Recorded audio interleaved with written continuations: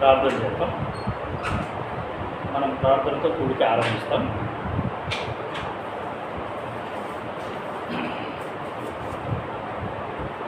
ప్రేమగల మా భగవంతుని తండ్రి, మహాపరిశుద్ధుడైన దేవ, ఎంతో అద్భుతమైన సమయాన్ని మీరు మాకు అనుగ్రహించినందుకు మీకు వెళ్ళలేదు. పర్వతం తండ్రి, దినమంతా కూడా మా యొక్క వ్యక్తిగత పనులలో మీరు చేసిన సహాయం అంతటికై చూస్తున్నారు. మా చేతి పనులను కూడా మీరు దీవిస్తూ వస్తున్నారు, ఆశీర్వదిస్తూ వస్తున్నారు. మీకు వెళ్ళలేదు మా అక్కర్లన్నీ తీరుస్తూ వస్తున్నారు. శారీరక అక్కర్లు, ఆత్మీయ అక్కర్లు, పరమైన సమస్త విధమైన అక్కర్లన్నీ తీరుస్తూ వస్తున్నందుకు మీకు వెళ్ళలేదు. సంఘ అక్కర్లు కూడా మీరు తీరుస్తున్నందుకు మిమ్మల్ని స్థుతిస్తున్నాం. పర్వతం తండ్రి, బైబిల్ స్టడీ స్టార్ట్ చేస్తున్నాం, సాయం చేయండి. కొన్ని విషయాలైనా కనీసం ఒక్క మాట అయినా మేము నేర్చుకునేలాగా మాకు మీరు సహాయం చేస్తూ రావాల్సిందిగా కోరుతున్నాం. ఈ కూడిక మీ దగ్గర వస్త్రాలకు అప్పగిస్తున్నాం. వచ్చిన మీ క్రీడలు స్తోత్రాలు. ఇంకా మార్గంలో ఉన్న వాళ్ళని మీరు త్వరపెట్టి తీసుకురండి. ప్రభు, మీ వాక్యం పట్ల ఆశ, ఆతృత, తృష్ణ మాకు మీరు అనుగ్రహిస్తూ రావాల్సిందిగా కోరుతున్నాం. దౌర్భాగ్యమైన నన్ను కూడా జ్ఞాపకం చేసుకోండి, సిలువ చాటును మరుగుపరచండి. సొంత మాటలు, సొంత తలుపులు, సొంత ఆలోచనలు కొట్టివేయవలసిందిగా కోరుతున్నాం. సిలువ వేయబడ్డ యేసుక్రీస్తు ప్రభు వారు మాత్రమే కనబడేలాగా, ఆయన మాత్రమే మహిమ చెందేలాగా సాయం చేయండి. సంఘం మీది, వాక్యం మీది ప్రభు. మరి దర్శించేది మీరు, స్పర్శించేది మీరు, ఆకర్షించేది మీరు, జీవితాలు మార్చేది మీరు, పరిశుద్ధాత్మను అనుగ్రహించేది మీరు, ప్రభు తండ్రి రక్షణ నిశ్చయత అనుగ్రహించేది మీరు, క్షమించేది మీరు, కడిగేది మీరు, పవిత్రపరిచేది మీరు. ఒక వ్యక్తిని మరి ఆయన సంఘంలో చేర్చేది కూడా మీరు. సమస్త మహిమ గంతా మీకు ఆరోపిస్తూ అంధకార చీకటి శక్తులన్నింటినీ విశ్వాసంతో యేసునామమున గద్దిస్తుంది. యేసుక్రీస్తు ప్రభుల వారి నామమున స్తుతించి ప్రార్థించబడుతున్నాం తండ్రి. ఆమేన్.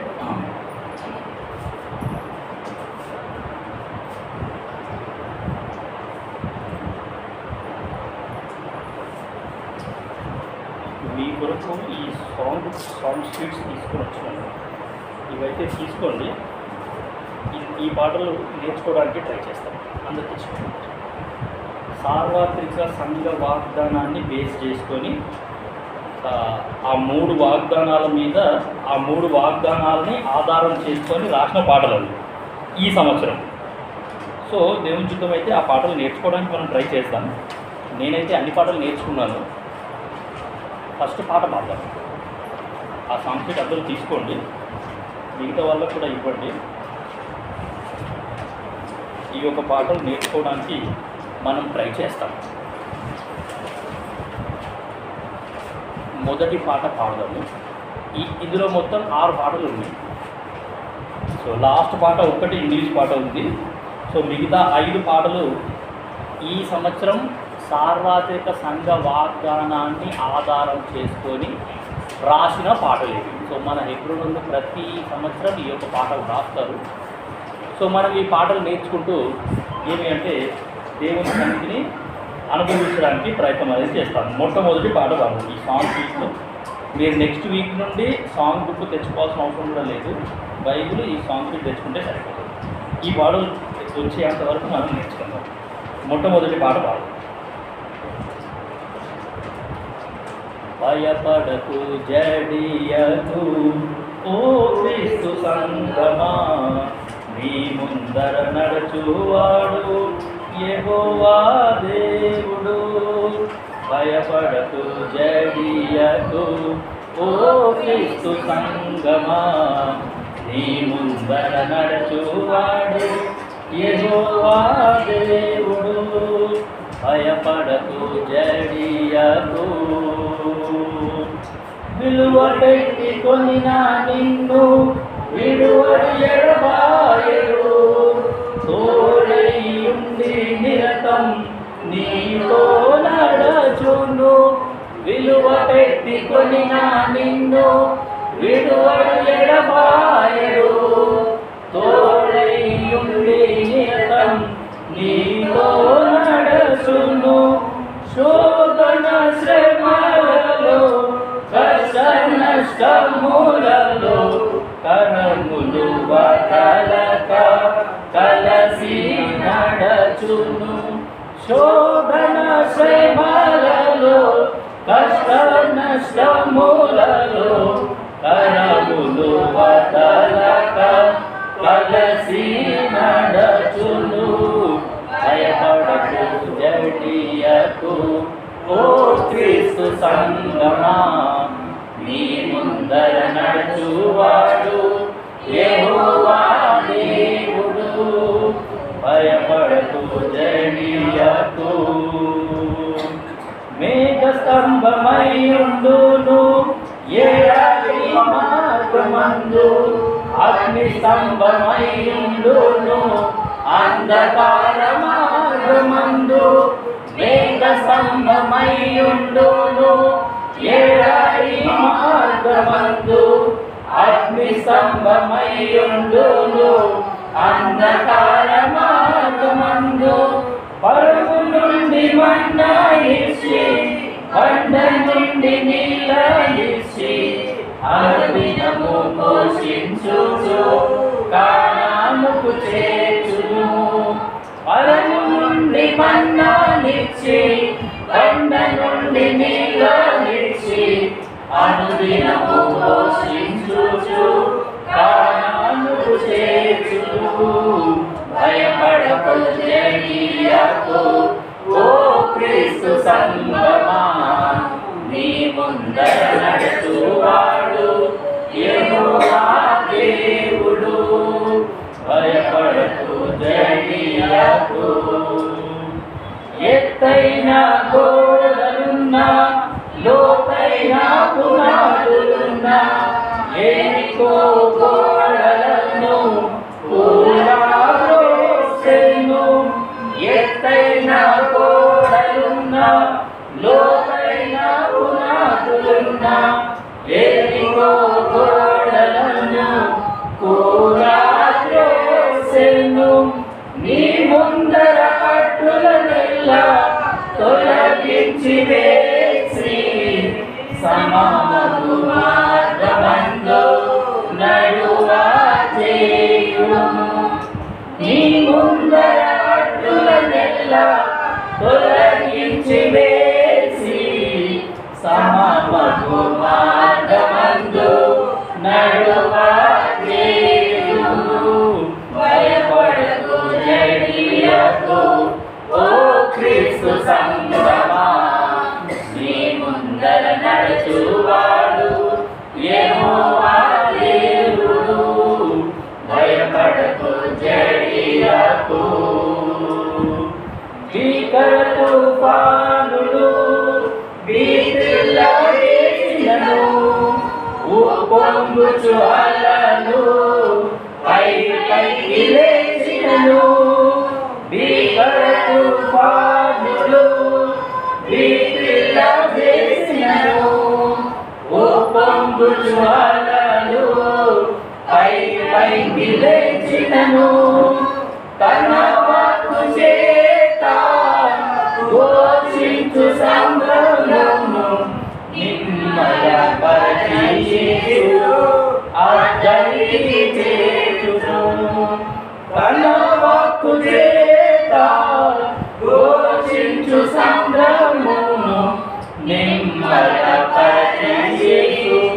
అద్దరికి చేయును భయపడకు జడియకు ఓ క్రీస్తు సంగమా నీ ముందర నడుచువాడు యెహోవా దేవుడు భయపడకు జడియకు అంతము వరకు తానే మంచి జీవజల బుగ్గల చెంత నడుపును నిన్ను అంతము వరకు తానే మంచి జీవజల బుగ్గల చెంత నడుపును నిన్ను చెదరిపోయి విడువబడక ఏకబడే సంగముగా సంసిగా పడుము చెదరిపోయి విడువబడక ఏకబడే సంగముగా సంసిగా పడుము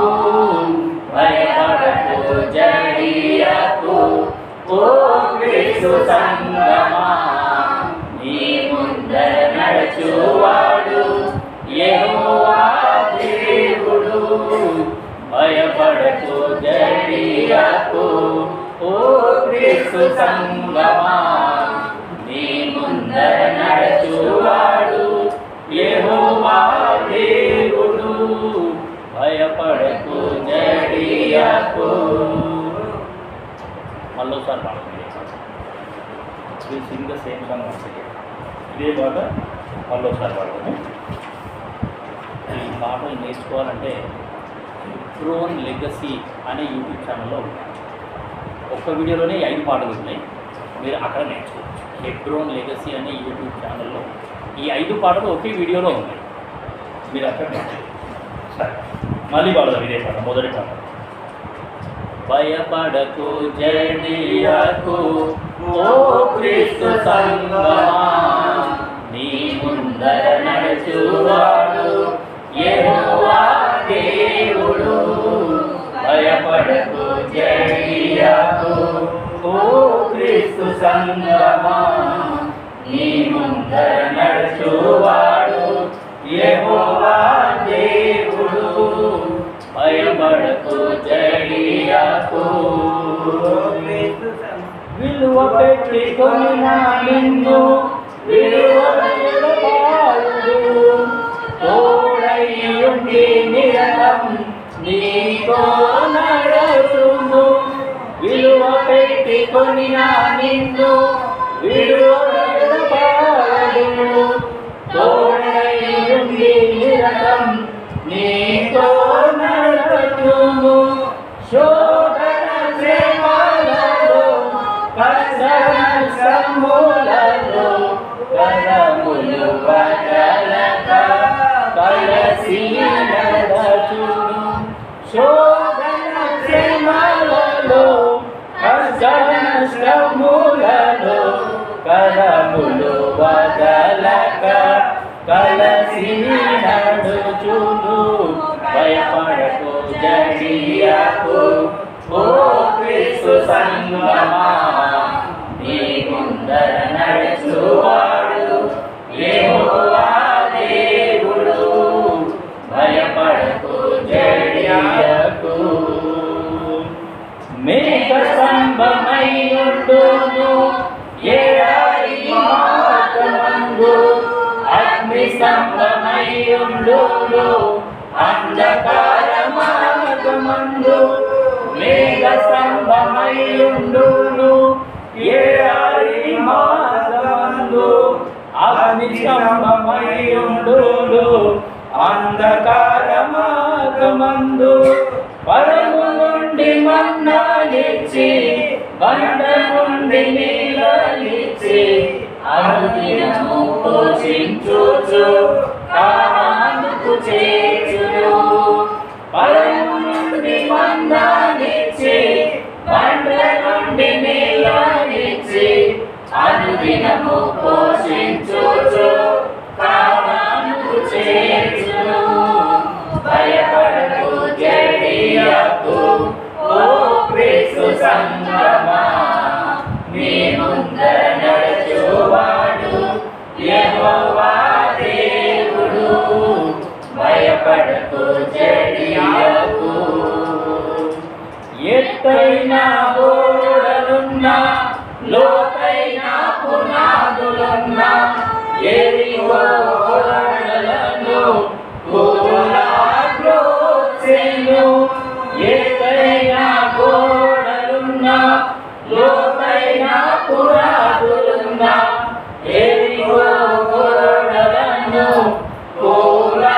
కూలద్రోసెను నీ ముందర అడ్డులనెల్లా తొలగించి వేసి సమమగు మార్గమందు నడువా చేయును నీ ముందర అడ్డులనెల్లా తొలగించి వేసి సమమగు మార్గమందు నడువా చేయును భయపడకు జడియకు ఓ క్రీస్తు సంగమా నీ ముందర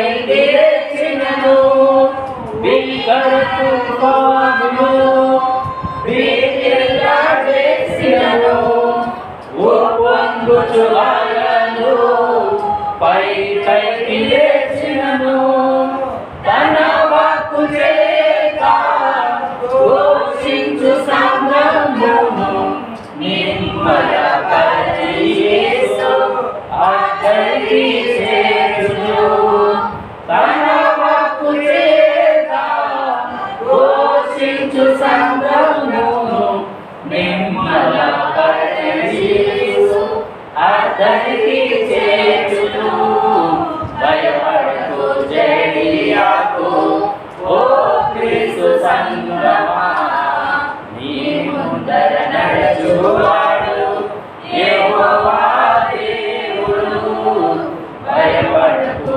జడియాకు అంతము వరకు తానే మంచి కాపరి జీవజల బుగ్గల చెంద నడుపును నిన్ను అంతము వరకు తానే మంచి కాపరి జీవజల బుగ్గల చెంద నడుపును నిన్ను విడువబడక ఏకపడే సంగముగా సంసిద్ధపడుము చెదరిపోయి విడువబడక ఏకపడే సంగముగా సంసిద్ధపడుము భయపడకు జడియకు ఓ క్రీస్తు సంగమా నీ ముందర నడుచువాడు యెహోవా దేవుడు భయపడకు జడియకు ఓ క్రీస్తు సంగమా నీ ముందర నడుచువాడు యెహోవా దేవుడు భయపడకు జడియకు. ఈ నోటో కార్డు మీద ఉన్న ఈ 3 వాగ్దానాలకు కూడా రాగం కట్టినారు. అది కూడా పాడు బైబిల్ పైకెత్తి పాడదాము.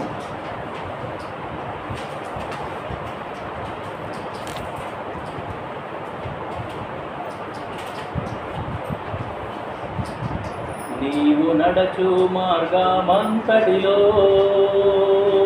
నీ దేవుడైన యెహోవా నీవు నడచు మార్గమంతటిలో నీ దేవుడైన యెహోవా నీకు తోడై యుండును నీకు తోడై యుండును నీ ముందర నడచువాడు యెహోవా నీ ముందర నడచువాడు యెహోవా గొర్రె పిల్ల జీవజలమురా బుగ్గల యొద్దకు వారిని నడిపించును గొర్రె పిల్ల జీవజలమురా బుగ్గల యొద్దకు వారిని నడిపించును. ద్వితీయోపదేశ కాండము 31. ద్వితీయోపదేశ కాండము అందరం కలిసి చదువుతాం. ద్వితీయోపదేశ కాండము 31వ అధ్యాయము 8వ వచనాన్ని మనమందరం కలిసి గట్టిగా బిగ్గరగా ప్రార్థనాపూర్వకంగా అర్థాన్ని గ్రహిస్తూ చదువుతాను. ద్వితీయోపదేశ కాండము 31:8 నీ ముందర నడుచువాడు ఆయన నీకు తోడయుండును ఆయన నిన్ను విడువడు నిన్ను ఎడబాయడు భయపడకుము విస్మయముందుమని ఇశ్రాయేలీయులందరి ఎదుట అతనితో చెప్పెను. చదువుకున్న లేఖన భాగాన్ని దేవుడు మనకు తీసుకుంటారా. సో నీ ముందర నడుచువాడు యెహోవా అనే మాట మనం తీసుకొని, సో దేవుడు ముందుగా నడిస్తే ఎట్లా ఉంటుంది, ఆయన ఎందుకు మనకు ముందుగా నడుస్తున్నాడు, why I should follow Christ, దేవుణ్ణి ముందు పెట్టి ఆయనని నేను ఎందుకు వెంబడించాలా అని అంటే మనం పోయిన వారం చూసినాం. సో ఇశ్రాయేల్ ప్రజలకు రాజు లేనప్పుడు మాకు ఒక రాజు కావాలి అని వాళ్ళు సమూయేలును అడుగుతారు.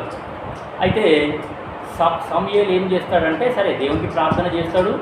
దేవుడు సమూయేలుకి చెప్తాడు, సరే ప్రజల కోరిక మేరకు వాళ్ళకు ఒక రాజును నియమించు అని అంటే సౌలు అనే వ్యక్తిని వాళ్ళు రాజుగా నియమిస్తారు. సో ఎందుకు మీకు రాజు కావాలి అంటే అక్కడ ప్రజలు చెప్తారు, ఆ రాజు ఏం చేస్తాడంటే ఆయన మా ముందే నడుస్తాడు, ఆయన మా ముందు నడిచి మాకు న్యాయం తీరుస్తాడు అండ్ మా యుద్ధాలను ఆయననే జరిపిస్తాడు. సో కాబట్టి మమ్మల్ని నడిపించే వ్యక్తి, మాకు యుద్ధం చేయడం నేర్పించే వ్యక్తి ఒక అతను కావాలా, అండ్ ఆయన ఎక్కడికైతే నడిపిస్తాడో అక్కడికి మేము వెళ్తాం. సో మమ్మల్ని గైడ్ చేసే వ్యక్తి ఒక ఆయన కావాలా అని వాళ్ళు ఏం చేస్తారంటే, ఒక రాజు మాకు కావాలి అంటే సరే సౌలుని రాజుగా నియమిస్తారు. సో సౌలు పరిస్థితి మనందరికీ బాగా తెలుసు కదా. ఆయన ఏం చేసినాడంటే పూర్తిగా ఫెయిల్ అయిపోయినాడు. ఇశ్రాయేలు ప్రజలకు మొట్టమొదటి రాజు అండ్ చెడ్డ రాజు కూడా ఆయననే, అండ్ ఫెయిల్ అయిపోయిన రాజు కూడా ఆయననే. ఆయన ఆత్మీయ జీవితంలో ఆయన అసలు పాస్ అవ్వలేదు, ఆయన ఉన్నతమైన స్థాయికి పోలేదు. ఆ సౌలు యొక్క అంతం ఎట్లా ఉంది అంటే ఆయన కత్తి మీద ఆయననే బడి చచ్చిపోయాడు, సూసైడ్ చేసుకొని చచ్చిపోయాడు. కాబట్టి మరి 40 సంవత్సరాలు ఆయన ఇశ్రాయేల్ ప్రజలకు రాజుగా ఉండి సాధించింది ఏంటి అంటే తనను తానే కాపాడుకోలేకపోయినాడు. అంత దౌర్భాగ్యమైన స్థితికి ఆయన దిగజారినాడు. సరే దాని తర్వాత దావీదు గురించి కూడా మనం చూసినాము. సో గొలియాతు అనే వ్యక్తిని చంపేసిన తరువాత అప్పుడు ప్రజలందరికీ ధైర్యం వచ్చేసింది, ఈ వ్యక్తే మాకు రాజుగా ఉండాలా, ఈ వ్యక్తి మాకు ముందర నడవాలా, మాకు ముందర నడుస్తూ మమ్మల్ని నడిపిస్తూ మా యుద్ధాలను జరిగిస్తూ ఈ వ్యక్తే మా ముందు ఉంటే మేము ఇంకా చాలా బలాఢ్యం అవుతాం. సో తెలుసుకోవాల్సిన సంగతి ఏంటి అంటే వాక్యంలో ఏ విషయమైనా సరే మనము ఆత్మీయంగా అర్థం చేసుకొని ఆత్మీయంగానే మనము ముందుకు కొనసాగాలి. ఇప్పుడు ఈయన ఏదో సౌలు గురించి చెప్పినాడు, ఏదో దావీదు గురించి చెప్పినాడు అని కాదు. కానీ సో వాళ్ళు ఏం చేసినారంటే ప్రజలకి ధైర్యం అనేది ఇచ్చినారు. సో నువ్వు నేను కూడా దేవుణ్ణి మనం ముందు పెట్టినామనుకోండి, ప్రభువా నువ్వు ఎక్కడ నడిపిస్తే నేను అక్కడికి వెళ్తా, నువ్వు ఏ చదువుమంటే ఆ చదువు నేను చదువుతా, ఏ ఉద్యోగం చేయమంటే ఆ ఉద్యోగం నేను చేస్తా, ఏ సంబంధం చేసుకోమంటే ఆ సంబంధాన్ని చేసుకుంటా అని దేవుని చిత్తానికి లోపడితే దేవుడు నడిపించే విధానం అనేది చాలా అద్భుతంగా అది ఉంటుంది. సరే, సో పోయిన వారము అది మనము చూసినాం. సో ఆ దేవుడు మనకు ముందు నడుస్తున్నాడు అంటే ఇక మనకు అసలు చింత అనేది లేనే లేదు. ఆయన ఖచ్చితంగా జీవ జలముల బుక్కల యుద్ధకి మనల్ని నడిపిస్తాడు అనే సంగతి మనకు ఇక్కడ అర్థమవుతుంది. ఎక్కడో దూరం ఉద్యోగం పట్టది, ఉద్యోగానికి అక్కడ ఎక్కడో దూరం పోవాలా, అక్కడ మరి ఈ నిత్యావసరాలు దొరుకుతాయా, దవాఖాన్లు ఉండయా, కనీసం షాపులన్నా ఉంటాయా అనే చింత మనకు అసలు అవసరమే లేదు.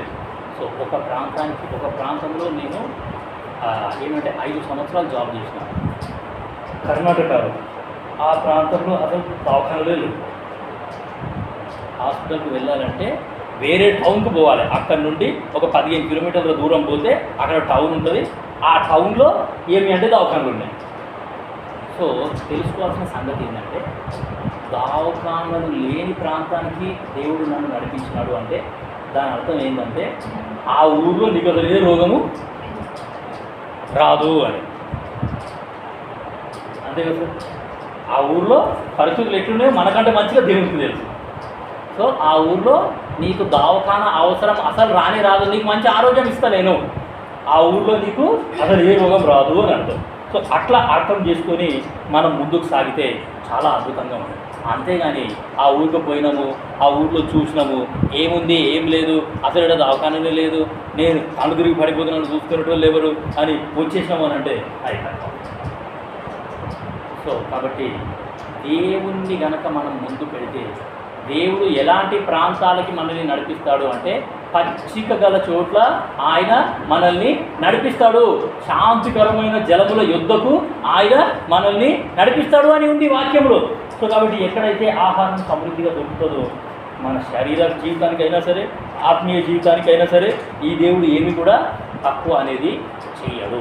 సరే, ఈరోజు ఏం చూద్దామంటే దేవుని ముందర ఏమేమి నడుస్తున్నాయి అనే సంగతులు ఒక 4 విషయాలు లేకపోతే 5 విషయాలు నాకు దొరికినాయి, అవి చూద్దాం. 97:3 చూడండి. కీర్తన 97వ అధ్యాయము 3వ వచనం ఎంత మంచిగుందో చూడండి దేవుని వాక్యం.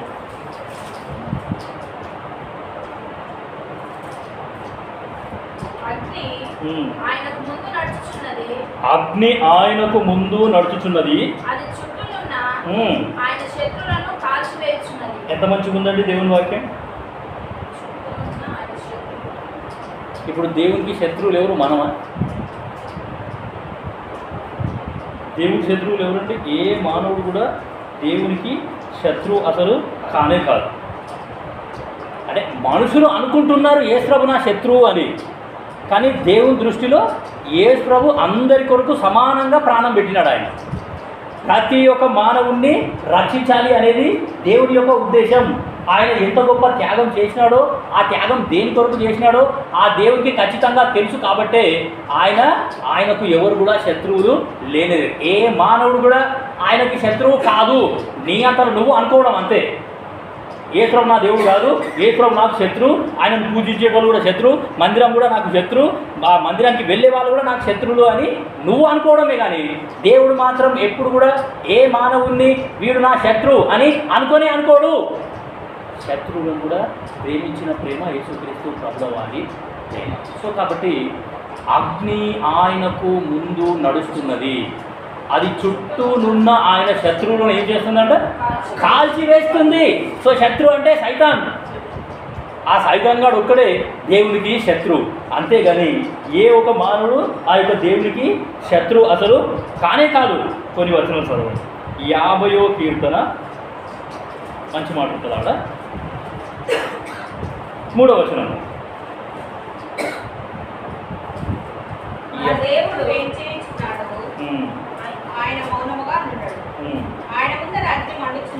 ఆయన ముందర అగ్ని మండుచున్నది,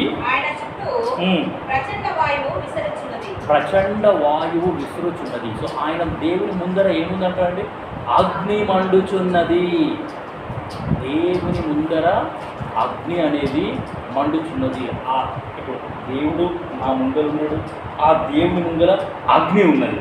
ఆ దేవుని ముందర అగ్ని ఉంది అంటే ఎటువంటి పరిస్థితులు వచ్చినా సరే ఏమవుతాయి? ఆ అగ్నిలో అవి కాలిపోతాయి, మాడి మర్చిపోతాయి. మన దాకా అసలు అవి రానే రావు. సో అందుకే మామూలుగా నేనైతే చాలా ధైర్యంగానే ఉంటాను. ఎటువంటి పరిస్థితి వచ్చినా సరే ఆ యొక్క పరిస్థితిని నేను చాలా ధైర్యంగా ఎదుర్కొంటాను. సో ఆ యొక్క పరిస్థితులకి నేను అసలు భయపడాలి. సో కాబట్టి అగ్ని ఆయనకు ముందు నడుస్తున్నది, అది చుట్టూనున్న ఆయన శత్రువులను కాల్చివేయుచున్నది. ద్వితీయోపదేశకాండము 33:2 అక్కడ కూడా మంచి మాట ఉంటుంది చూడండి. ద్వితీయోపదేశకాండము 33వ అధ్యాయము 2వ వచనం.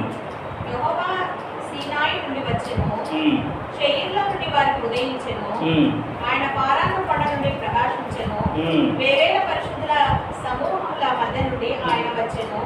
ఆయన కుడి పార్శ్వమున అగ్ని జ్వాలలు మెరయుచుండెను. ఆయన కుడి పార్శ్వమున అగ్ని జ్వాలలు మెరయుచుండెను. సో కాబట్టి ప్రియమైన దేవుని బిడ్డలారా, మనందరికీ బాగా తెలుసు కదా, సొదొమ అనే ఆ యొక్క పట్టణాన్ని నాశనం చేయడానికి దేవుడు ఏం కురిపించినాడు అని అంటే అగ్ని గంధకములు ఆయన కురిపించినాడు. ఎక్కడి నుంచి వచ్చిందా అగ్ని? మన దేవుడు ఎక్కడ ఉన్నాడు? పరలోకంలో ఉన్నాడు. పరలోకంలో నుండి అగ్ని వచ్చి ఆ యొక్క సొదొమ అనే ప్రాంతాన్ని మొత్తాన్ని ఎవరైతే దుర్మార్గులుగా ఉన్నారో, ఎవరైతే దుష్టులుగా ఉన్నారో వాళ్ళందరినీ నాశనం చేసింది. ఆకాశంలో నుండి అగ్ని దిగి వచ్చిందండి.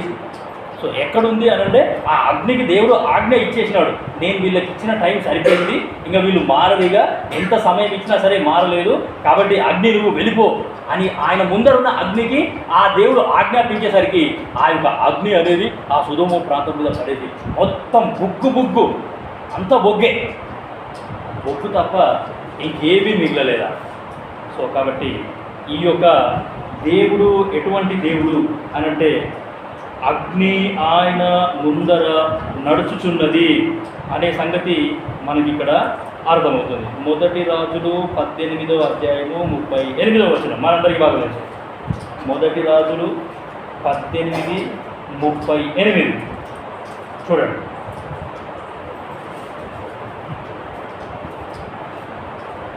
పద్దెనిమిదవ అధ్యాయము 38వ వచనం. ప్రార్థన చేయుచుండగా మ్మ్.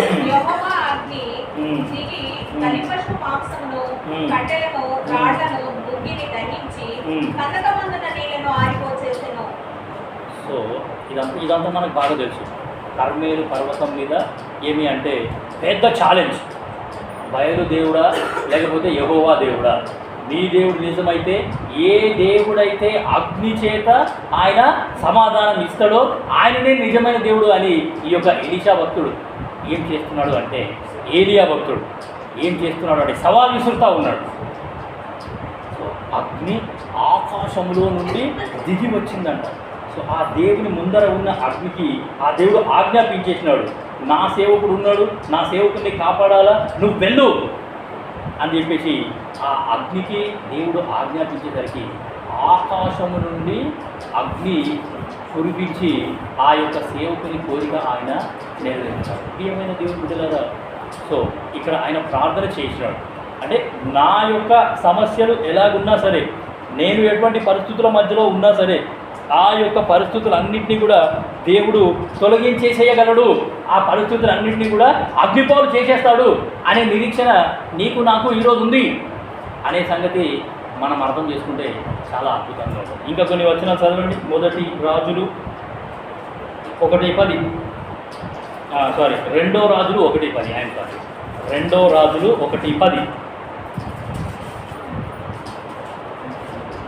అతడు ఏలియా, నేను నేను దైవజనుడనైతే దైవజనుడనైతే అగ్ని ఆకాశం నుండి దిగి వచ్చి నీళ్లను నీ 70 మందిని దహించుగాక అని 70 మందికి అధిపతి అయిన వారితో చెప్పగా అగ్ని ఆకాశం నుండి దిగి వాని 70 మందిని దహించు.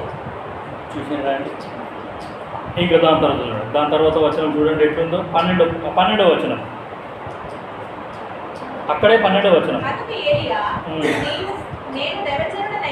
నేను దైవజనుడనైతే అగ్ని ఆకాశం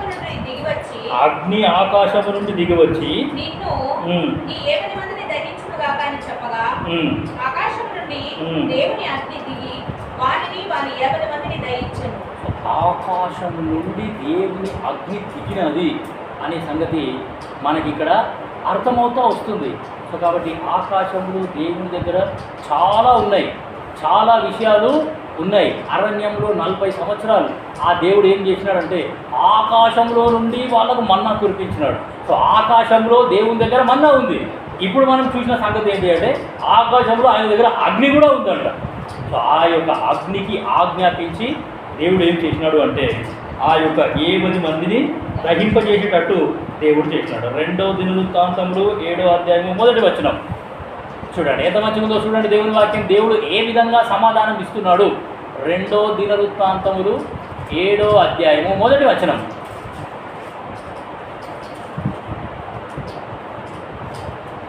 రెండో దినవృత్తాంతములు 7వ అధ్యాయము 1వ వచనము. సొలొమోను తాను చేయి ప్రార్థనను ముగించినప్పుడు అగ్ని ఆకాశము నుండి దిగి దహన బలులను ఇతరమైన బలులను దహించెను.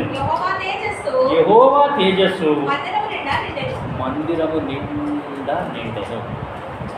కాబట్టి మందిరం కట్టుడు పూర్తి అయిపోయిన వెంటనే సొలొమోను ఏం చేసినాడంటే దహన బలులు అర్పించినాడు. మనం దేవుని ఆరాధన చేద్దాం. మనం అందరము ఇంత ఘనమైన మందిరాన్ని మనం కట్టున్నాము, దేవుని ఆరాధన చేద్దామని ఆ దహన బలులు అర్పిస్తుంటే ఆ దహన బలి దేని చేత కాల్చబడ్డాయి ఆ దహన బలులు అనంటే ఆ అగ్ని ఆకాశంలో నుండి దిగొచ్చు. మామూలుగా లేవియా కాండంలో చూస్తే వాళ్ళే మంట పెట్టి వాళ్ళే దాన్ని కాల్చేయాలి ఆ యొక్క పశువుని. కానీ ఇక్కడ ఏం జరిగింది అంటే దేవుడు సమాధానం ఇచ్చినాడు. అగ్ని ఆకాశంలో నుండి దిగి ఆ యొక్క దహన బలిని మొత్తం కాల్చేసేసరికి ఏమైందంట అంటే అక్కడ దేవుని మహిమ ప్రజలందరికీ కనబడ్డదంట. అగ్ని ఆకాశము నుండి దిగి దహన బలులను ఇతరమైన బలులను దహించెను, యెహోవా తేజస్సు మందిరము నిండా నిండెను. సో ప్రియమైన దేవుని బిడ్డలారా, నువ్వు నేను ఎంత అద్భుతమైన దేవుణ్ణి నమ్ముకున్నాము అనంటే అగ్నిని ఆయనకు పరిచారకుడుగా ఆయన చేసుకున్నాడు. 33 యెషయా 33:14 చూడండి. యెషయా 33:14. యెషయా 33:14.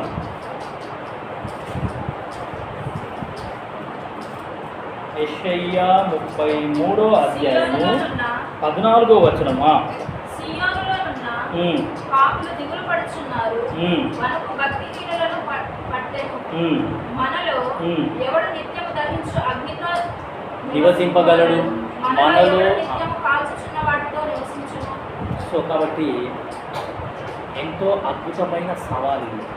అగ్నితో ఆటలు ఆడుకునేటోళ్ళు ఎవరు? అగ్ని పక్కన కూర్చొనేటోళ్ళు ఎవరు? అగ్ని మధ్యలో నడిచేటోళ్ళు ఎవరు అని అంటే ఈ లోకంలో ఏ మానవునికి కూడా అంత ధైర్యం. నిప్పుతో చెలగాట మారడం ఎవరికి ఉంటుంది అంత ధైర్యం? సో కాబట్టి సామెతలలో ఇంకా మంచి మాట ఉంటుంది చూడండి. సామెతలు 6:27. సామెతలు 6వ అధ్యాయము 27వ వచనం. ఒకడు తన ఒడిలో అగ్ని ఉంచుకొనిన ఎడల వాని వస్త్రములు కాలకుండునా, నిప్పుల మీద నడిచిన ఎడల వాని పాదములు కమలకుండునా. సో కాబట్టి అగ్నికి చాలామంది భయపడుతూ ఉంటారు. ఆ యొక్క అగ్ని దగ్గరికి వెళ్ళాలన్నా ఆ అగ్నిలో కనీసం చేయి పెడదాము, లేకపోతే ఇంకా కొంచెం జర్రసేపు అగ్ని ముంగల్నే ఉందాము అని అంటే ఎవరు కూడా ధైర్యం చేయరు. ఎందుకంటే చాలా పవర్ఫుల్ అది. మనము దాని దగ్గరికి వెళ్తే అదే మనల్ని కాల్చి వేస్తుంది, కానీ దానికి మాత్రం ఏమి సరే ఇక మనకు తెలివితేటలు ఉన్నాయి కాబట్టి నేను నీళ్లు పోసేస్తా అని అంటాం. కానీ సో చాలా భయంకరమైన అగ్ని ప్రమాదాలు జరుగుతూ ఉంటాయి.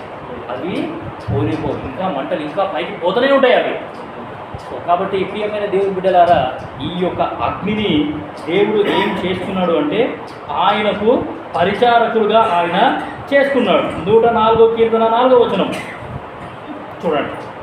104వ కీర్తన 4వ వచనం. వాయువులను తనకు దూతలుగాను అగ్ని జ్వాలలను తనకు పరిచారకులుగాను ఆయన చేసుకొని ఉన్నాడు. అగ్ని జ్వాలలు ఏమైనా దేవునికి పరిచారకులు. దేవుడు ఏది చెప్తే అవి చేస్తున్నాయి. అగ్ని అనేది దేవుని మాటకు లోబడుతుంది. ఈ యొక్క అగ్ని అనేది దేవుని యొక్క పరిచారకులు. కాబట్టి వాయువులను అండ్ అగ్ని జ్వాలలను ఆయనకు పరిచారకులుగా ఆయన చేసుకున్నాడు. సో ఇంత అద్భుతమైన దేవుడు అండి. కాబట్టి అందుకే all mighty and all powerful God. So ఈ దేవునికి అసాధ్యమైనది ఏది కూడా లేదు. ఈ దేవుని ఎదుట నిలువబడ వ్యక్తి ఎవరు కూడా లేరు అసలు. సరే, ఇంకా చాలా విషయాలు ఉన్నాయి. ఒకటి, అగ్ని ఆయనకు ముందు నడుస్తున్నది.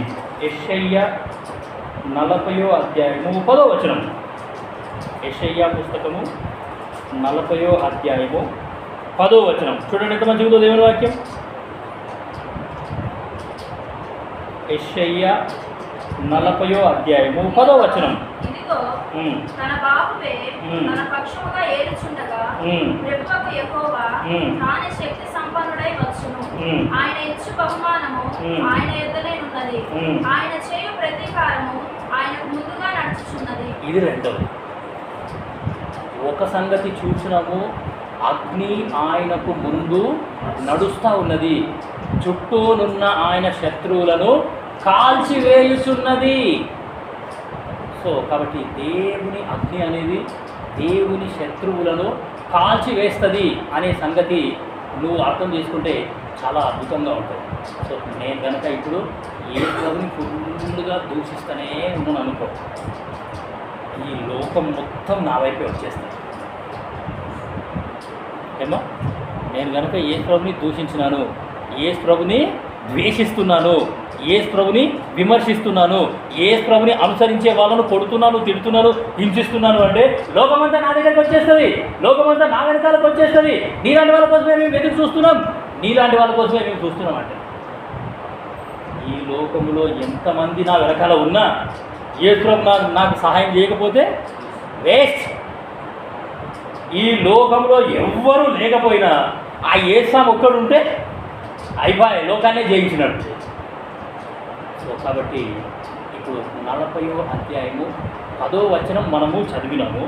అక్కడ ఏముంది అని అంటే చూడండి, 40వ అధ్యాయము ఇదిగో తన బాహువే తన పక్షముగా ఏర్చుండగా ప్రభువుకు యెహోవా తానే శక్తి సంపన్నుడై వచ్చును. ఆయన ఇచ్చు బహుమానము ఆయన యుద్ధ ఉన్నది, ఆయన ఇచ్చు బహుమానము ఆయన యుద్ధ ఉన్నది, ఆయన చేయు ప్రతీకారము ఆయన చేయు ప్రతీకారము ఆయనకు ముందుగా నడుచుచున్నది, ఆయనకు ముందుగా నడుచుచున్నది. ఆయన చేయు ప్రతీకారము ఆయనకు ముందుగా నడుచుచున్నది అనే సంగతి మనకి ఇక్కడ అర్థమవుతుంది. 94వ కీర్తన మొదటి వచనం చూడండి, 94వ కీర్తన మొదటి వచనం. యెహోవా ప్రతీకారము చేయు దేవా, ప్రతీకారము చేయు దేవా, ప్రతీకారము చేయు దేవా, ప్రతీకారము చేయు దేవా, ప్రకాశింపుము. ప్రకాశింపుము. భక్తుడు ప్రార్థన చేస్తున్నాడు, వీళ్ళకి అర్థమైపోయింది. యెహోవా ప్రతీకారము చేయు దేవా, ప్రతీకారం చేయు దేవా ప్రకాశింపు. నా శత్రువులు ఎంతో మంది చుట్టూ కూడి ఉన్నారు, నన్ను సంపాదన చూస్తున్నారు. నేను నీ కొరకు పాటలు రాద్దాం అనుకుంటున్నా, నీ కొరకు వాయిద్యాలు వాయిద్దాం అనుకుంటున్నా, నిన్ను స్తుతించాలనుకుంటున్నా, నీ మందిరం కట్టాలనుకుంటున్నా, నీ మందిరానికి వెళ్దాం అనుకుంటున్నా, నీ మందిరంలో ఆరాధన చేద్దాం అనుకుంటున్నా. శత్రువులు చుట్టుకొని ఉన్నారు, వాళ్ళు వెళ్ళనివ్వట్లేదు. దయచేసి ప్రకాశించు. చూడండి 99వ కీర్తన 8వ వచనం. 99వ కీర్తన 8వ వచనం. యెహోవా మా దేవా, నీవు వారికి ఉత్తరమిచ్చితివి, వారి క్రియలను బట్టి ప్రతీకారము చేయుచున్నానే, వారి క్రియలను బట్టి ప్రతీకారము చేయుచునే వారి విషయములో నీవు పాపం పరిహరించు దేవుడా వైతివి. ప్రతీకారం చేసే దేవుడు. మనకు అర్థమవడానికి మనం బాగా తెలుసు కదా. ఇప్పుడు మోషే అహరోనులు ఐగుప్తు దేశానికి వెళ్ళినారు, ఫరో ఎదుట నిలబడ్డారు వాళ్ళు. ఆ ఫరోకి దేవుడు ఏం చేసినాడంటే మొత్తం ప్రతీకారం తీర్చేస్తున్నాడు. ఎన్ని అద్భుత కార్యాలు చేసినా, ఎన్ని తెగుళ్ళు పంపించినా, ఎటువంటి పరిస్థితి పంపించినా ఫరో హృదయం అసలు కరగడమే లేదు. అసలు యెహోవా ఎవడు, నేను యెహోవా మాట విని ఈ ప్రజలను బయటికి పంపించడానికి యెహోవా ఎవడు అని అన్నాడు. దేవుడితోనే సవాల్ విసురుతున్నాడు. నేనే ఇక్కడ అందరికీ దేవుణ్ణి, నాకంటే మించిన దేవుడు ఇంకొక ఆయన ఉన్నాడా, ఆ దేవుని మాట నేను విననే అని చెప్పేసి హృదయాన్ని కఠినం చేసుకున్నాడు. సో దేవుడు పూర్తిగా ప్రతీకారం తీర్చుకున్నాడు అనే సంగతి మనకు అర్థమవుతుంది. 109వ కీర్తన 20వ వచనం చూడండి. 109వ కీర్తన 20వ వచనం. నా విరోధులకు, నా ప్రాణమునకు విరోధముగా మాట్లాడు వారికి ఇదే యెహోవా వలన కలుగు ప్రతీకారం. ఆ పై వచనాలన్నీ చదివితే మీరు ఇంటికి పోయినాక చదువుకోండి, మీకు అర్థమవుతుంది. ఇప్పుడు 109వ కీర్తన 20వ వచనం చదివినాం కదా. నా విరోధులకు, నా ప్రాణమునకు విరోధముగా మాట్లాడు వారికి ఇదే యెహోవా వలన కలుగు ప్రతీకారము. సో ఆ పై వచనాలన్నీ మీరు ఇంటికి పోయిన తర్వాత చదువుకోండి. ఈ 109వ కీర్తనలో భక్తిహీనుడు దావీదు మీద పూర్తిగా పగబట్టి ఆ భక్తిహీనుడు కూడా ప్రార్థన చేస్తున్నారు. ఆ భక్తిహీనుడు చేసే ప్రార్థన ఎంత దౌర్భాగ్యంగా ఉందో మీరు ఇంటికి పోయిన తర్వాత చదువుకోండి. ఆ భక్తిహీనులకు దేవుడు ఏ విధంగా ప్రతీకారం చేస్తాడో అది కూడా అక్కడనే ఉంటుంది. సో కాబట్టి దావీదు యొక్క శత్రువులందరికీ దేవుడు ఏ విధంగా ప్రతీకారం తీర్చుకున్నాడు అని అంటే అది చాలా అద్భుతం అది. సో కాబట్టి ప్రియమైన దేవుని బిడ్డలారా, ప్రతీకారము ఆయనకు ముందు నడుస్తున్నది. సామెతలు 24:12. సామెతలు 24వ అధ్యాయము 12వ వచనం. ఈ సంగతి మాకు తెలియదని నీవు అనుకుని నేడట హృదయములను శోధించువాడు నీ మాటను గ్రహించును కదా, నిన్ను కనిపెట్టువాడు దాన్ని ఎరుగును కదా, నరులకు వారి వారి పనులను బట్టి ఆయన ప్రతీకారం చేయును కదా. నరులకు వారి వారి పనులను బట్టి ఆయన ప్రతీకారము చేయును కదా. నరులకి వారి వారి పనులను బట్టి ఆయన ప్రతీకారము చేయును కదా. సో కాబట్టి ఒకటి చూసినాము, అగ్ని ఆయనకు ముందు నడుస్తున్నది. రెండవది, ఆయన చేయు ప్రతీకారము ఆయనకు ముందు నడుస్తున్నది అనే సంగతి మనం ఇక్కడ చూసినాం. యెషయా 66:15. చూడండి, యెషయా 66:15.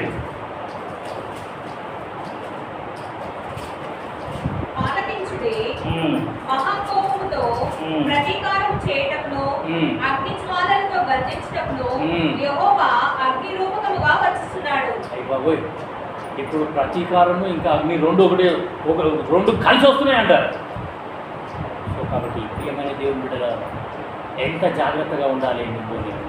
అందుకే వాక్యం చెప్పడం నేను చెప్తానంటే, అందుకే దేవుడు ముందే చెప్పినాడు, పగ తీర్చుట నా పని. మీరెవ్వరిని కూడా ఏం చేయొద్దు, ఎవ్వరి మీద మీరు పగ పెట్టుకోకండి, ఎవ్వరి మీద పగ సాధించకండి, ఎవ్వరి మీద ద్వేషం పెట్టుకోకండి. మనకు కూడా ఎమోషన్స్ ఉన్నాయి. మనకు కూడా ఏమి అంటే మన మనసుకు కూడా మన యొక్క హృదయానికి కూడా గాయం తగులుతుంది. తగిలినప్పుడు వెంటనే ఏదో ఒక మాట అనేస్తాం మనం. కానీ ఎవరి మీద కూడా మీరు ప్రతీకారం తీర్చుకోకండి, ఎవరిని కూడా మీరు ఏమి అనకండి, పగ తీర్చుకోకండి, పగ తీర్చుట నా పని అని దేవుడు చెప్పినాడు. అరే, వాళ్ళు మనకు చాలా కీడు చేసి ఉండొచ్చు, మనం కొంచెం ఓపిక పడతాం. కొంచెం ఓపిక పడితే ఈ దేవుడు ఏం చేస్తాడంటే ఆయననే ప్రతీకారం అనేది తీర్చుకుంటాడు. అట్లని చెప్పేసి మళ్ళీ వాళ్ళ దగ్గరికి పోయి ఖచ్చితంగా దేవుడు నిన్ను శిక్షిస్తాడు, ఖచ్చితంగా నువ్వు నాశనం అయిపోతావు, ఇట్లా దూషించే మాటలు మళ్ళా మనం మాట్లాడదు. గుర్తుపెట్టుకోండి. సో కాబట్టి శపించుట, దూషించుట ఇవన్నీ మనకు అసలు ఉండకూడదు. సో కాబట్టి మనం చాలా సైలెంట్గా ఉండాలా. మూడోది చూద్దాము. ఒకటి, అగ్ని ఆయనకు ముందు నడుస్తుంది. రెండోది, ఆయన చేయు ప్రతీకారము ఆయనకు ముందు నడుస్తున్నది. హబక్కుకు 3వ అధ్యాయము 5వ వచనం. హబక్కుకు 3వ అధ్యాయము 5వ వచనం. చూడండి, అక్కడ ఒకటి మంచిది ఉన్నది చూడండి. హబక్కుకు 3వ అధ్యాయము 5వ వచనం.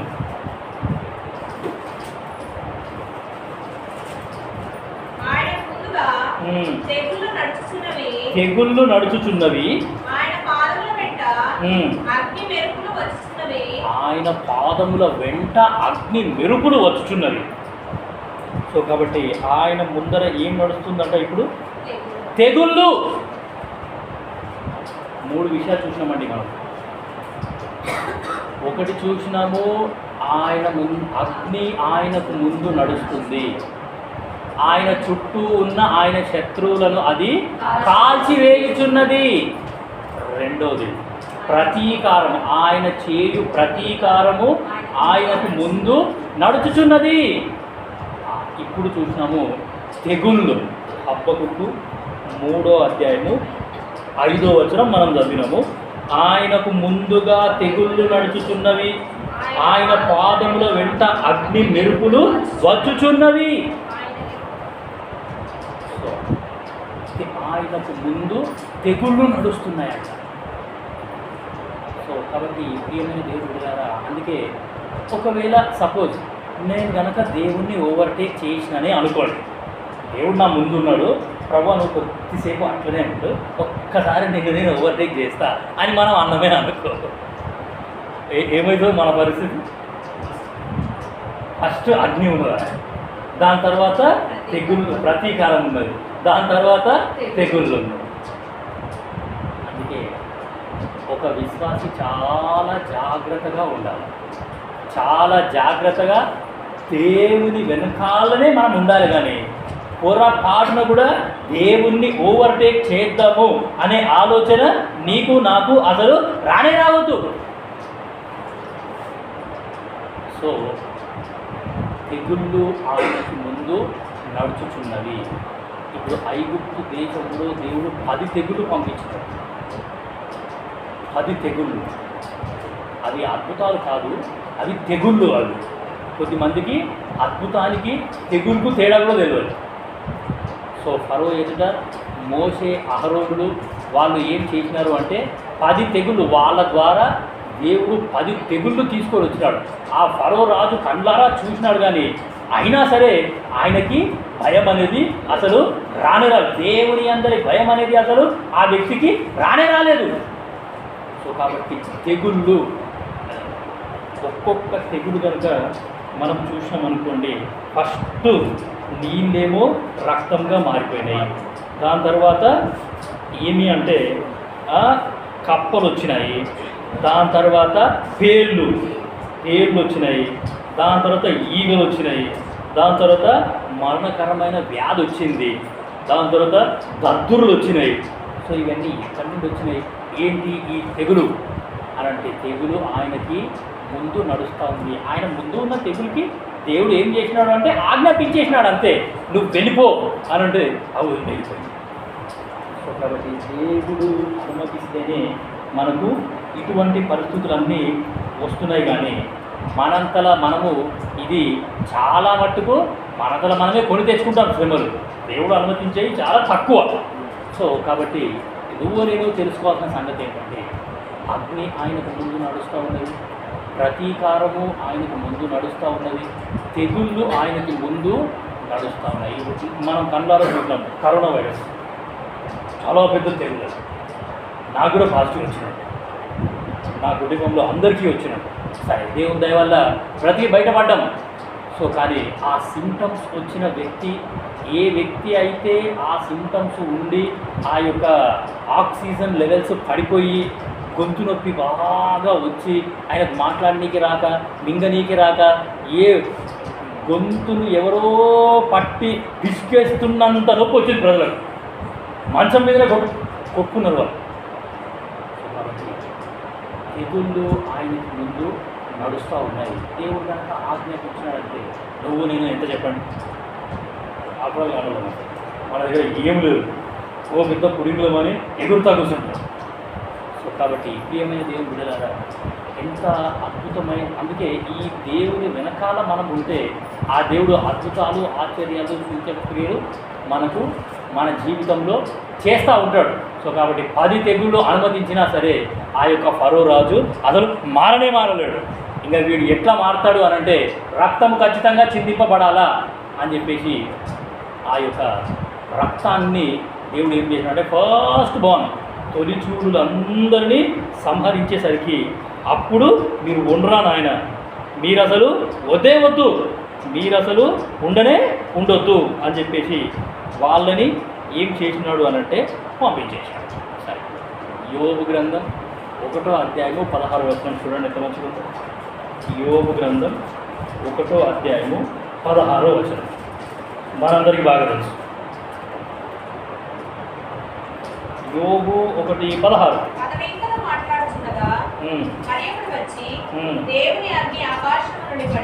దేవుని అగ్ని ఆకాశం నుండి పడి గొర్రెలను పనివారిని రగులబెట్టి కాల్చివేసెను. దానిని నీకు తెలియజేయుటకు నేను ఒక్కటే తప్పించుకొని వచ్చేసాను. సో దేవుని అగ్ని ఆకాశం నుండి కింద పడ్డదంటండి. సో కాబట్టి అంటే పరలోకంలో ఇంకా చాలా విషయాలు ఉన్నాయి. ఆ పరలోకంలో దేవుని దగ్గర ఏమేమి ఉన్నాయంటే ఇంకా చాలా విషయాలు ఉన్నాయి. సో అగ్ని ఆకాశం నుండి పడింది అనే సంగతి మనకి ఇక్కడ అర్థమవుతూ వస్తుంది. సరే, ఒకటి చూసినాము, అగ్ని ఆయనకు ముందు నడుస్తుంది. రెండోది చూసినాము, ఆయన చేసే ప్రతీకారము ఆయనకు ముందు నడుస్తూ ఉన్నది. మూడోది చూసినాము, తెగుళ్ళు ఆయనకు ముందు నడుస్తున్నాయి. సరే, కీర్తన 97:2. 97 కీర్తన 2వ వచనం చూడండి. 97 కీర్తన 2వ వచనం. మేఘాంధకారములు ఆయన చుట్టూ నుండును, నీతి న్యాయములు ఆయన సింహాసనమునకు ఆధారములు.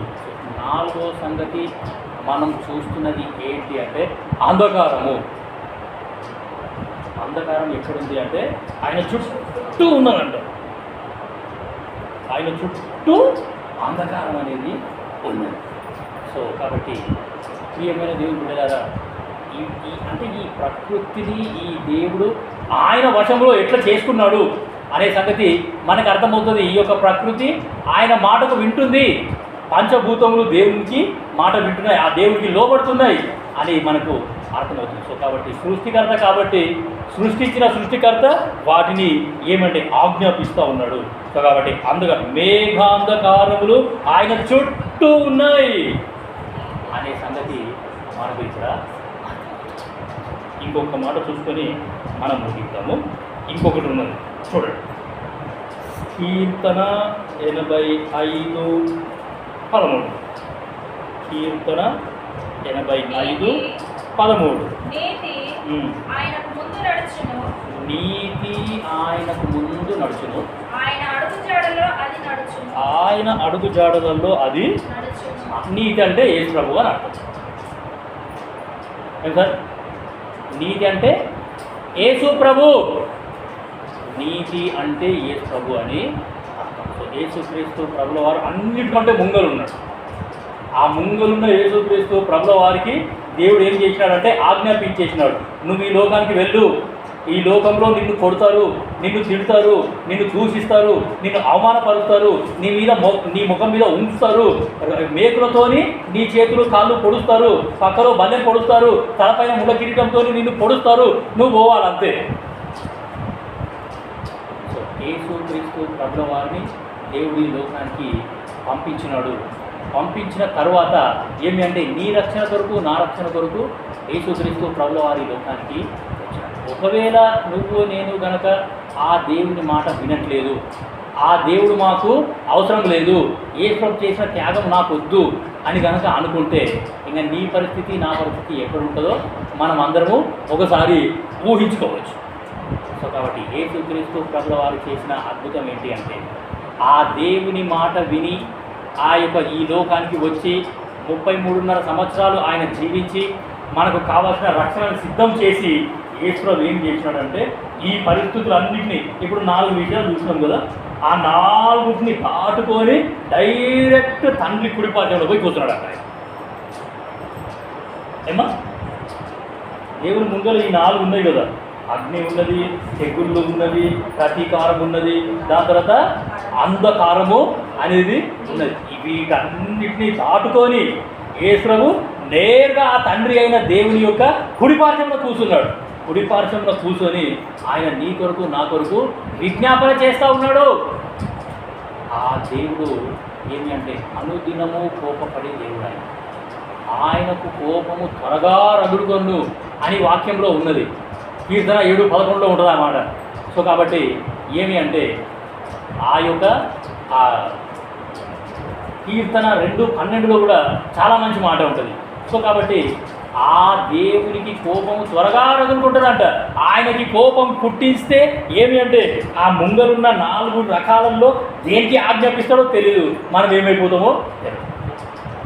సో కానీ అంటే ఇదంతా ఎందుకు చెప్పినాము, ఈ దేవుడు పెద్ద శాడిస్టా అని కాదు. మళ్ళీ ఈ దేవుడు ఇంత పెద్ద శాడిస్టా అయినా అంటే కొంచెం తప్పు చేస్తే క్షమించకుండా ఆయన అగ్నికి ఆజ్ఞాపిస్తే మనం భస్మం అయిపోతామా కాదు. సో ఆ దేవుని పక్కన యేసుక్రీస్తు ప్రభులవారు ఉన్నారు. ఆ యేసుక్రీస్తు ప్రభులవారు బహుశా ఆయన గాయాలు చూపిస్తున్నాడేమో. ఆయన ఇగో తండ్రి నా గాయాలు చూడు, ఇన్ని గాయాలు, నేను ఈ గాయాలు పొందడం నీ ఇష్టం, అది నీ ఇష్టం నెరవేర్చినాను, వీళ్ళను రక్షించడానికే కదా, వీళ్ళని కాపాడడానికే కదా అని చెప్పేసి ఆ యొక్క యేసుక్రీస్తు ప్రభుల వారు నీ కొరకు నా కొరకు ఆయన విజ్ఞాపన అనేది చేస్తూ ఉన్నాడు అనే సంగతి నీకు నాకు అర్థమవుతా వస్తుంది. సో కాబట్టి ప్రియమైన దేవుని బిడ్డలారా, నువ్వు నేను ఎంత జాగ్రత్తగా ఉండాలి అనే సంగతి మనకు ఇక్కడ అర్థమవుతూ వస్తుంది. యెషయా 58:8. యెషయా 58వ అధ్యాయము 8వ వచనం ముగించేస్తాం.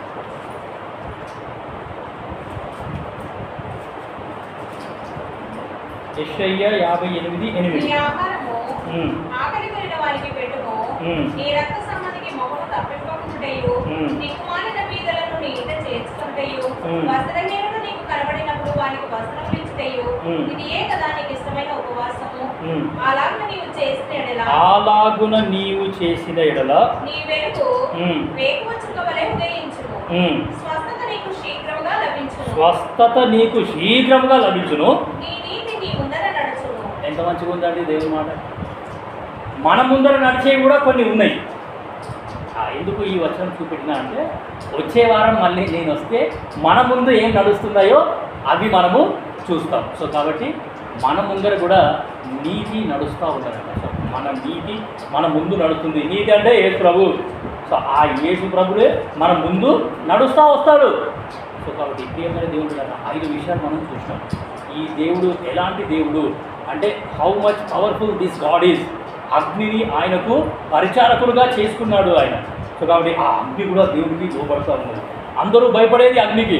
అటువంటి అగ్నినే ఈ దేవుడు ఆయన వశం చేసుకున్నాడు. ఒకటి చూసినాము, అగ్ని ఆయనకు ముందు నడుస్తుంది. రెండోది చూసినాము, ఆయన చేసే ప్రతీకారము ఆయనకు ముందు నడుస్తుంది. మూడోది చూసినాము, తెగుళ్ళు ఆయనకు ముందు నడుస్తున్నాయి. నాలుగోది చూసినాము, అంధకారము అంటే మేఘాంధకారము ఆయనకి ముందు నడుస్తున్నది. అండ్ 5వది నీతి ఆయనకి ముందు. నీతి అంటే యేసు ప్రభు అని దేవుడి వాక్యం జీవితం కనుక మోకరించడి ప్రార్థన చేస్తాం. మా పర్వత తండ్రి, మహాపరిశుద్ధమైన దేవ, నీ ముందర నడుచువాడు యెహోవా అని మాటకై సూచిస్తున్నాను. ప్రభా, చిన్నగా ఈ యొక్క అంశాన్ని స్టార్ట్ చేసినాం. ఈ యొక్క అంశాన్ని కంటిన్యూ చేసే విషయంలో సహాయం చేస్తున్నండి. పర్వత తండ్రి, మీ ప్రియులు కూడా మరి ఆయన వాక్యాన్ని నేర్చుకునేలాగా కృప చూపిస్తూ రావాల్సిందిగా కోరుకుంటున్నాను. పర్వత తండ్రి, మరి ఆయన దావీదు మహారాజు ప్రార్థన చేసినప్పుడు మరి పర్వతాలు బద్దలైనాయి. ఆ బద్దలైన పర్వతాల నుండి మరి ఆయన అగ్ని గంధకములు వచ్చి శత్రువులను పూర్తిగా కాల్చివేసినాయి. పర్వత తండ్రి, మీ ప్రియులైనటువంటి వారు ప్రార్థన చేసినప్పుడు అగ్నితో మీరు సమాధానం ఇచ్చినారు. పర్వత తండ్రి, మీ ముందర అగ్ని మండుతున్నది, మీ ముందర అగ్ని నడుస్తూ ఉన్నది, చుట్టూ శత్రువులందరినీ అది కాల్చివేయించున్నది. పర్వత తండ్రి, మమ్మల్ని అందరినీ మీరు కాపాడినారు, రక్షించినారు, భద్రపరిచినారు, రక్షణ ప్రాకారం మాకు ఇచ్చినారు. ఆ ప్రాకారాన్ని బట్టి మీరు మమ్మల్ని ఎంతో అద్భుతంగా కాపాడుతూ వస్తున్నారు. మీకు బయలుదేరి ఈ యొక్క చిత్తబడిన వాక్యాన్ని జీవించండి, ఆశ్రయించండి, నీరు కట్టండి, ఫలింపజేయండి. ఇంకనో రానున్న దినాలలో ఇంకా కొన్ని విషయాలు మేము నేర్చుకునేలాగా, ఈ స్టడీని కంటిన్యూ చేసేలాగా సహాయం చేస్తూ రావాల్సిందిగా కోరుతూ, ఇంకా అనేకులు వచ్చి ఆత్మీయమైన మేలు పొందుకునేలాగా సహాయం చేస్తున్నాండి. శత్రువైన సాతాను ఈ యొక్క వాక్యాన్ని ప్రజల హృదయాల నుండి ఎత్తుక్కోకుండా దయచేసి సహాయం చేస్తూ రావాల్సిందిగా కోరుతూ, వచ్చిన మీ ప్రియులైన వాళ్ళ అక్కర్లు తీర్చుకోరండి. ప్రభు, మరి వాళ్ళతో మీరు ఉండండి. పర్వత తండ్రి, శారీరక అక్కర్లు, ఆత్మీయ అక్కర్లు, మానసిక అక్కర్లు, మరి నాయన ఆర్థిక పరమైన అక్కర్లని మీరే తీర్చవలసిందిగా కోరుతున్నాం. మంచి భవిష్యత్తు కొరకు ఎదురు చూస్తున్న వారిని జ్ఞాపకం చేసుకోండి. ప్రభు, మరి తండ్రి కరుణించవలసిందిగా కోరుతూ, వెళ్తున్నా మీ దేవుని ఆశీర్వాదంతో పంపించవలసిందిగా కోరుతూ, యేసుక్రీస్తు ప్రభుల వారి నామమున స్తుతించి ప్రార్థించుకుంటున్నాం తండ్రి. ఆమేన్. మన తండ్రి అయిన దేవుని ప్రేమ, యేసుక్రీస్తు ప్రభుల వారి యొక్క కృప, పరిశుద్ధాత్మ యొక్క సహాయం ఇప్పుడు ఎల్లప్పుడూ సదాకాలం మనతో నడిపించుగాక. ఆమేన్. పౌరుషము గల ప్రభుతో